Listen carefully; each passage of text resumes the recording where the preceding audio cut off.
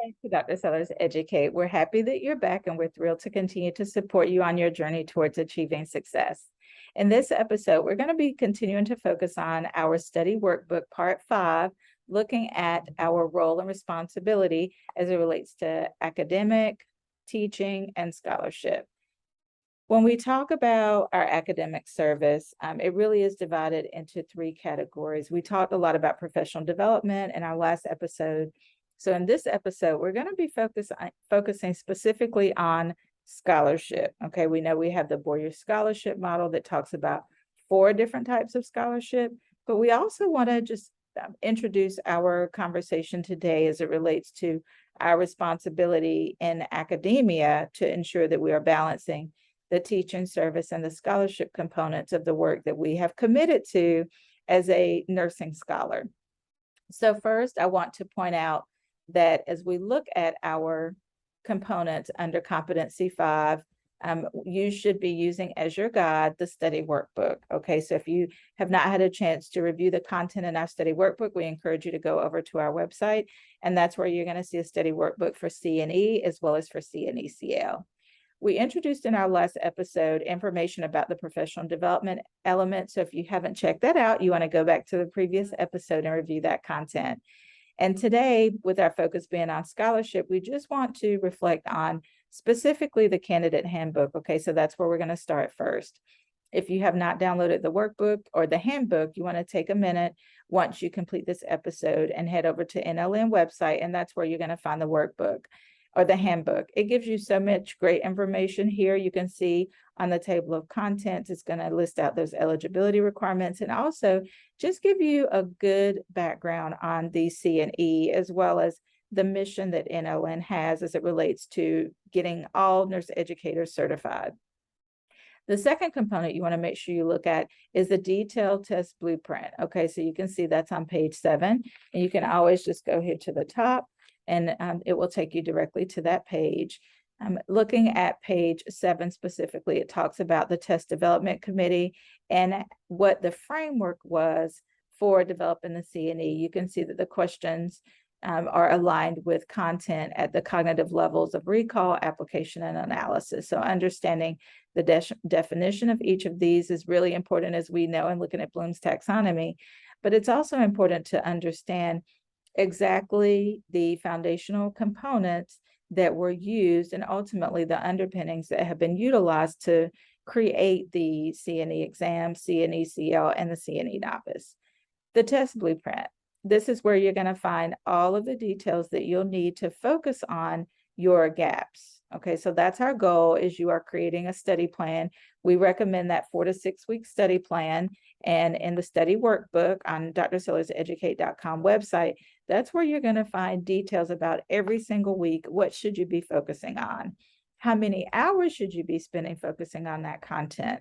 All right, and if you haven't subscribed to this channel, you want to go ahead and do that right now. That way you'll be notified every single time there's a new episode. With Competency 5, you can see about 12% of the content is going to be pulled from this specific competency area for the 150 questions on the exam. You will also notice that there is a dedicated competency in looking at scholarship, service, and leadership. That is broken down to 6, and then Competency 7 is engaging in scholarship of teaching, and then Competency 8 is all around how we focus and how we acclimate ourselves in the academic environment and ultimately within the community of the university. So as we're looking at these competencies, you can see how just focusing on Boyer Scholarship model and the 4 types of scholarship, as well as the professional development component that we talked about in the previous episode, and then lastly, that scholarship component, how it all intertwines with really competencies 5 through 8. Remember that we've mentioned before in other episodes that ultimately competencies 1 through 4 really provide that solid framework of how we should, what strategies we should take to be good educators, right? We start out talking about facilitation of learning, and then we transition into how we evaluate, and then how do we design that curriculum to ensure that learning objectives are met and that we are mapping and aligning our content in our courses to those learning objectives. Okay, so that's competency 1 through 4. And then 5 through 8 really do focus on concepts to help us be a better professional as an academic nurse educator. And looking at competency 5 and specifically competency area F, you're going to be able to look at Dr. Caputi's book on page 101, and you're going to see this specific chapter 5 walk through some of these essential components listed under competency 5. This is why we refer to these two resources primarily, is because there really are very few surprises on the CNE and CNE-CL exams. As long as you focus on the content and follow the study workbook guidelines that we provided for you. We were just notified yesterday that 2 nurse educators were successful on the exam. So we are approaching a 97% pass rate for all nurse educators this year. And for those that follow our study plan, it is 100% success rate that we are reporting right now. So we're really excited to share that with you all today. And we thought it was timely since we are talking about Boyer Scholarship Model. So let's take a deep dive into looking at Billings and Halstead. We're starting on page 8, and then we're going to continue through page 10. Now, there are 2 things you want to know about Boyer Scholarship Model. First is understanding the definition of all 4 types. So we have the Scholarship of Discovery, the Scholarship of Integration, as well as the Scholarship of Application, and then the Scholarship of Teaching. So you want to understand, what are those definitions? If you want to take a deeper dive and have more conversation about this specific model, head over to our website, and that's where you're going to see a lot of resources to help you close your knowledge gaps. There are also several episodes right here on our YouTube channel where we dig deeper into all 4 of these types of Boyer Scholarship Model. But for this episode, the second part is what I really want to focus on, which are those specific examples that are going to help you be more familiar with the questions that may come up on the CNE and CNE-CL exam. We are hearing more and more from nurse educators that they are able to often narrow it down to the 2 best answers, but deciding between the 1 best answer tends to be a struggle for some. Okay, we don't want that to be you. And this is one key way to make sure that you're not sitting in the seat and feeling that way. Okay, so taking a look at discovery, it is defined as original research or discovery of new knowledge. An example is going to be looking at scientific models or methods that are going to help us develop a strong knowledge base for this discipline. Okay, so the Scholarship of Discovery, we know is all around research. Okay, so for example, if you are conducting new research related to a specific teaching strategy or teaching model, that is a great example of the Scholarship of Discovery, because it's new knowledge that's being generated. And then we have the Scholarship of Integration, which we know is all about the interpretation and synthesis of knowledge.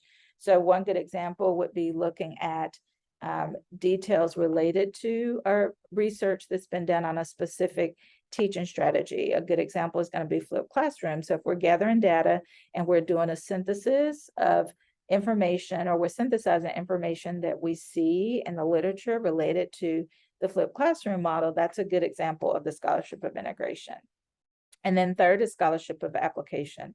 So this is often associated with exactly what it sounds. It's our ability as educators to apply our knowledge, and specifically in the service area as it relates to our nursing practice. So if we are a cardiac specialist, so that was my specialty when I was practicing, it was all around cardiac and critical care, then I would be competent to really apply the knowledge that I have from the clinical background experiences to teach students in the clinical setting. Okay, so that's what Scholarship of Application is all about. And then Scholarship of Teaching, it is a very important type of scholarship as well. It is probably one of the initial types of scholarship that was discovered, and there was a lot of literature published about it.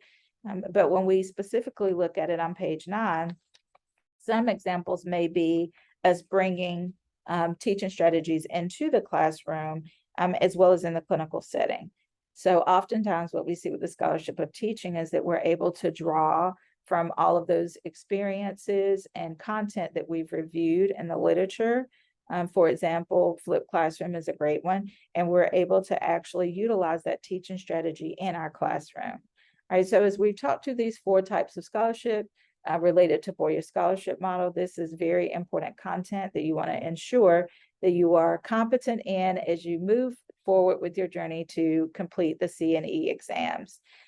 This has been Dr. Sellers Educate, and we're so happy that you have joined us for this episode. If you have other questions, feel free to reach out to us, and that would be at info@drsellerseducate.com. And until next time, we hope you have a great one. Bye-bye, everybody.